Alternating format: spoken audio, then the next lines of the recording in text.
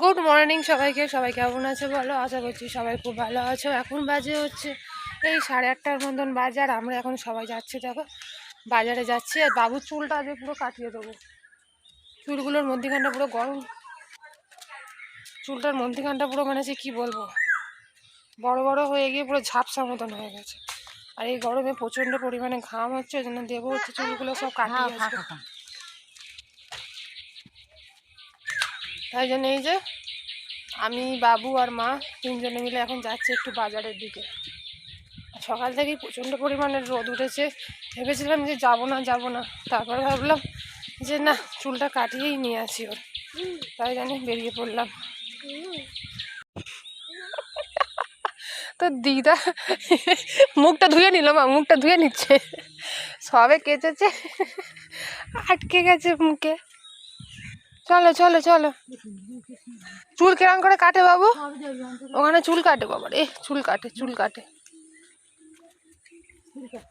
চুল কাটে। না না, ন্যাড়া করবো না, ন্যাড়া করলে ডাইরেক্ট রোদটা মাথায় লাগবে। চলো চলো চলো, দৌড়াও দৌড়াও, বাহ আস্তে আস্তে।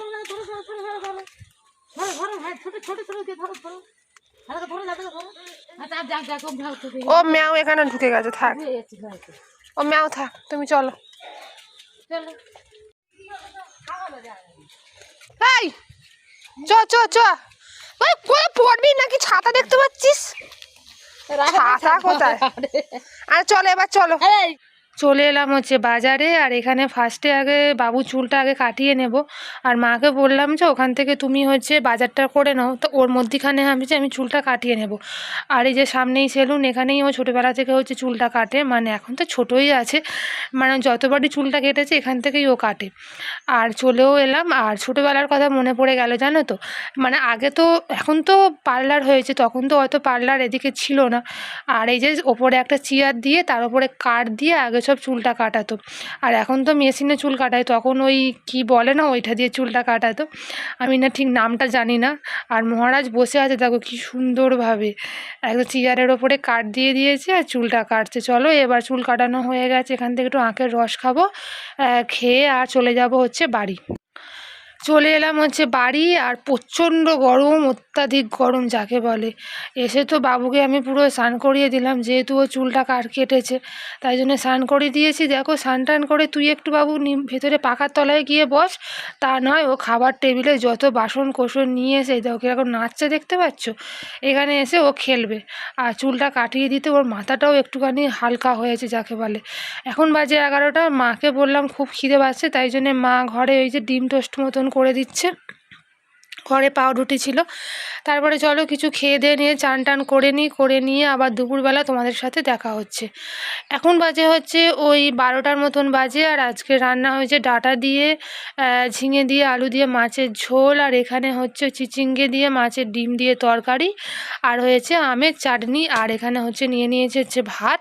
চলো ভাত টাত খেয়ে নিয়ে বিকেলবেলা আবার আমাকে একটু বেরোতে হবে, আর বাবুও যাবে। আর কোথায় যাব অবশ্যই তোমাদেরকে বলবো, আর বলে রাখছি কোথায় যাব, মানে যেখান থেকেই হচ্ছে আমার মা আমাকে, যে স্কুল থেকে সব শিখিয়ে মা আমাকে হচ্ছে আজকের এত বড় করেছে। গুড আফটারনুন সবাইকে। এখন বাজে হচ্ছে এই 4:30 মতন বাজে, না 4:30 না 5টা বাজে। আমি আর বাবু যাচ্ছি হচ্ছে আমি সরারহাটের দিকে, মা হচ্ছে ওখানে স্কুলে গেছে, মানে মায়ের হচ্ছে যে টেলারিং স্কুলটা আছে ওখানে গেছে, আর বাবু আর আমি দুজনে মিলে এখন যাচ্ছি মায়ের স্কুলের দিকে। বললাম না যে কটা ব্লাউজের অর্ডার আছে, ওই জন্য ব্লাউজ কটা হচ্ছে আনতে যাচ্ছি। আর প্রচণ্ড পরিমাণে গরম পড়েছে, এর হয়তো আগেও আমি যেতাম, মানে আগে বেরোতাম, কিন্তু এই রোদের মধ্যে ওকে নিয়ে বেরোনো অসম্ভব। আর এই যে তলায় বাবু, দেখি চুলটা কেটে কেমন লাগছে, দেখিয়ে দাও চুলটা কেটে কেমন লাগছে। আর আজকে চুলটা যে ওইভাবে কাটবে না আমি ভাবতেই পারিনি, যে এত শান্তভাবে বসে চুলটা যে কেটে নেবে, মানে অসম্ভব ব্যাপার।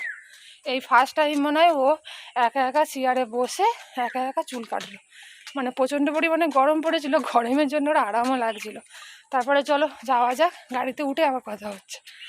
উঠে পড়লাম টোটোতে আর এখন যাচ্ছি হচ্ছে মায়ের স্কুলে, যেখানে মা হচ্ছে সেলাই শেখায়, যেটা হচ্ছে মার নিজস্ব স্কুল। যেই স্কুলের ওপর নির্ভর করে আজকের আমাকে এত বড় করেছে। আমি যা কিছু শিখেছি সব এই স্কুলের ওপরে, মাই হচ্ছে পুরোটা আজকের আমাকেই একটা জায়গায় দাঁড় করিয়েছে।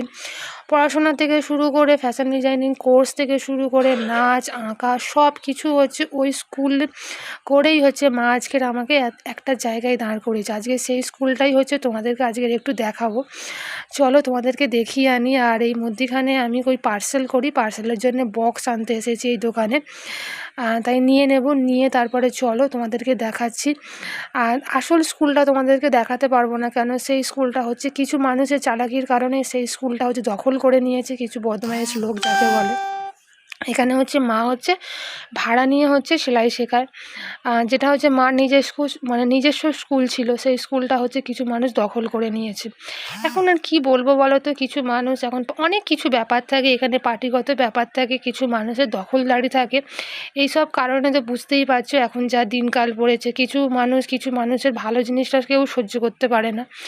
এই হচ্ছে মায়ের স্কুল। আর অনেকজন ছিল, আমরা তো শেষ ছুটির সময় চলে এসেছি। মা আজকের এখানে প্রায় 30 বছর সেলাই শেখাচ্ছে। আর বাবু এখানে বসলো দিদার স্কুলে এসে, ও মাঝে মাঝেই আসে দিদার সঙ্গে স্কুলে। আগে ছোটোবেলায় আমিও আসতাম জানো তো, এসে ওই রকমভাবে মায়ের কাছে বসে থাকতাম। মা সেলাই শেখাতো আর আমি মায়ের কাছে বসে থাকতাম, মানে ওটাই ছিল আমার কাছে বায়না। তারপরে চলো, যে জন্য আমি এসছিলাম সরাহাটে কিছু ব্লাউজ নেব বলে, কিন্তু ব্লাউজ দোকানটা দেখতে পেলাম হচ্ছে বন্ধ, তাই জন্য এখান থেকে আবার চলে যেতে হচ্ছে বাড়ি। আজকের হচ্ছে ব্যাড লাক যাকে বলে। আর বাবু এবারে উঠবে দিদার কোলে। আর তোমরা হয়তো ভাববে যে মা কেন খুঁড়িয়ে খুঁড়িয়ে হাঁটছে, মায়ের পাটা হচ্ছে অ্যাক্সিডেন্ট হয়েছিল, সেই পা আজকেরে যখন আমি 7th মান্থ প্রেগনেন্সি ছিলাম তখন হচ্ছে মায়ের পাটা আরও মানে খারাপ হয়ে যায়, অকেজো হয়ে যায়, তাই জন্য মা সেই থেকেই এই খুঁড়িয়ে খুঁড়িয়েই হাঁটে।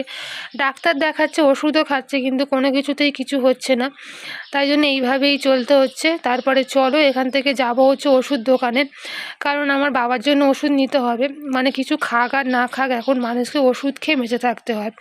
আর আমার বাবা তো পুরোটাই হচ্ছে ওষুধের ওপর নির্ভর করেই বেঁচে আছে যাকে বলে।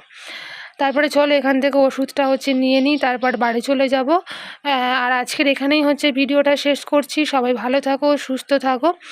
আর যারা চ্যানেলটা সাবস্ক্রাইব করোনি প্লিজ চ্যানেলটা